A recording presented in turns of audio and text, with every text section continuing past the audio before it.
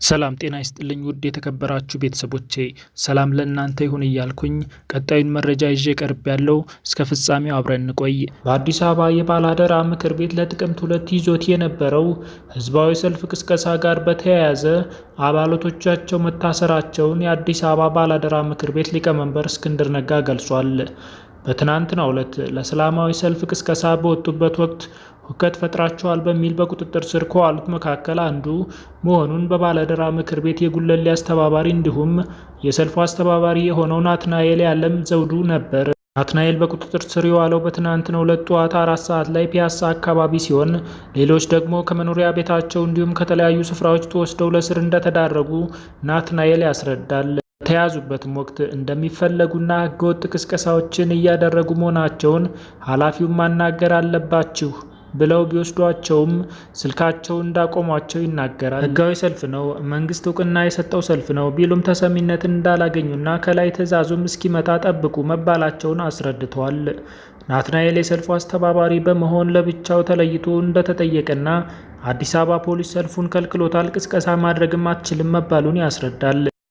ጨምሮም አንደኛውን መርማሪ ለአንተ ደህንነት ነው ያሰርነህ፣ ከተለያዩ ቦታ የመጡ ሰዎች በእናንተ ሰልፍ መጥራት ተናደው ጉዳት ሊያደርሱባችሁ ስላሰቡ ለእናንተ ደህንነት ነው እንዳሏቸውም ገልጿል። መረጃውን ካላችሁና ጉዳት ሊያደርሱ የመጡ ሰዎች ማሰር አይቀልም ወይ ብሎ ምላሽ መስጠቱንም አስረድቷል። አመሻሽ 4 ሰዓት ላይም ሰልፍ የሚባል ነገር አለመኖሩንና አርፈው እንዲቀመጡ ማስጠንቀቂያ ተሰጥቷቸው መለቃቃቸውን ለቢቢሲ ገልጿል። እሱ ታስሮበት በነበረው ጣይቱ ሆቴል አካባቢ በሚገኘው ፖሊስ ጣቢያ ወደ 20 የሚቆጠሩ ግለሰቦች የነበሩ ሲሆን ጃን ሜዳ፣ ፈረንሳይ እና መርካቶ ባሉበት ፖሊስ ጣቢያዎች በቁጥጥር ስር የማያውቋቸው ብዙ አባላቶቻቸው በቁጥጥር ስር ውለው የነበረ መሆኑን አስረድቷል። ናትናኤልን ጨምሮ አብዛኞቹ በቁጥጥር ስር ውለው የነበሩት ትናንት ወደ አመሻሹ መፈታታቸውን ጨምሮ ለቢቢሲም አስረድቷል። የባላደራ ምክር ቤቱ ህዝባዊ ሰልፉን ለመሰረዝ መገደዱንም ገልጿል። እስክንድር ነጋ በትናንትናው ዕለት በትዊተር ገጹ እንዳሰፈረው ፖሊስ ባደረገው ክልከላ የተቃውሞ ሰልፉን መሰረዙን አስፍሯል። የአዲስ አበባ ፖሊስ ኮሚሽን በአዲስ አበባ ከተማ የተፈቀደም ሰልፍ ይሁን በሰልፍ የሚዘጉ መንገዶች የሉም የሚለውን ክልከላ ተከትሎ ምክር ቤቱ ባደረገው አስቸኳይ ስብሰባ ለሀገሪቱ ሰላምና ለህዝቧ ደህንነት ቅድሚያ በመስጠት ሰልፉን ሰርዟል ብሏል።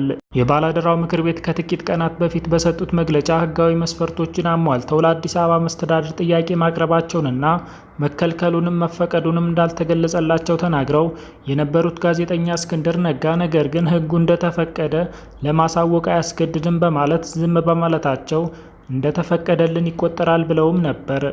ህዝባዊ ሰልፉ የተጠራው ተስፋ የተጣለበት የዲሞክራሲያዊ ስርዓት ጅምር በመቀልበሱ ነው ሲሉም በመግለጫቸው አስታውቀው ነበር። ከዚህ በፊት በተለያዩ መንገድ ነገሮች እንዲስተካከሉ ድምጻቸውን ማሰማታቸውን ነገር ግን ሰሚ በማጣታቸው ሁለተኛውን የሰላማዊ ትግል ስልት ለመጠቀም መገደዳቸውን ገልጸው ነበር።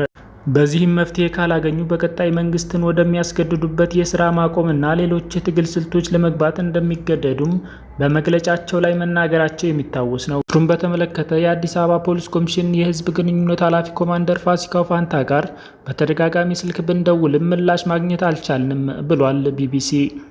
የጠቅላይ ሚኒስትሩን የኖቤል ሽልማት በማስመልከት በበርካታ ከተሞች የደስታ መግለጫ ሰልፎች እየተካሄዱ ነው። ጠቅላይ ሚኒስትር አብይ አህመድ የ2019 የሰላም የኖቤል ሽልማትን ማሸነፋቸውን ተከትሎ ከ20 በማያንሱ የኦሮሚያ ከተሞች የደስታ መግለጫ ሰልፎች እየተካሄዱ ነው። ከኦሮሚያ ከተሞች በተጨማሪም በሶማሌ ክልል ጅጅጋ ከተማ እንዲሁም በድሬዳዋ ከተማ አስተዳደር የደስታ መግለጫ ሰልፎች ተካሂደዋል።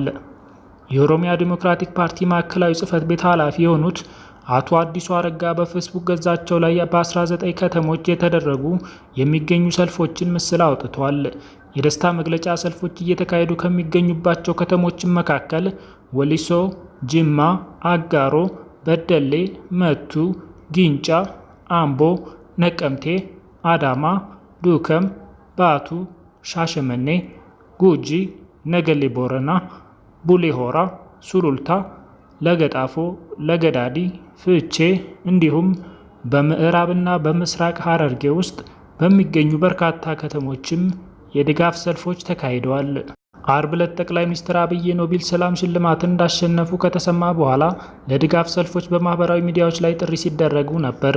በጅማ እየተካሄደ ባለው የደስታ መግለጫ ሰልፍ ላይ እየተሳተፉ ከሚገኙ መካከል አንድ ወጣት ለቢቢሲ የደስታ ሰልፍ ላይ ነን፣ ጅማ ከተማ ልዩ የሆነ ስሜት ውስጥ ነው የምትገኘው ብሏል። ሌላኛው የጅማ ዩኒቨርሲቲ ተማሪ የሆነው ወጣት የዩኒቨርሲቲው ባዘጋጀው አውቶቡስ ወደ ስታዲየም መምጣቱን ገልጾ የአብይ ሽልማት የእኛም ሽልማት ጭምር ነው የሚል መፈክር ይዞ መውጣቱን ተናግሯል። በሌላ በኩል በሻሸመኔ እየተካሄደ ባለው የደስታ መግለጫ ሰልፍ ላይ ተሳታፊ የሆነው የከተማዋ ነዋሪ ለቢቢሲ እንደተናገረው ሰልፈኞቹ ደስታቸውን ከመግለጻቸው በተጨማሪ በወለጋና በጉጂ አካባቢዎች መንግስት ጸጥታ እንዲያስከብር ድምጻቸውን አሰምተዋል ብሏል። የዛሬው መረጃ ይህንን ይመስል ነበረ። በሌላ መረጃ እስከምንገናኝ ሰላም ሁኑ እያልኩኝ ቻው እሰናበታለሁ።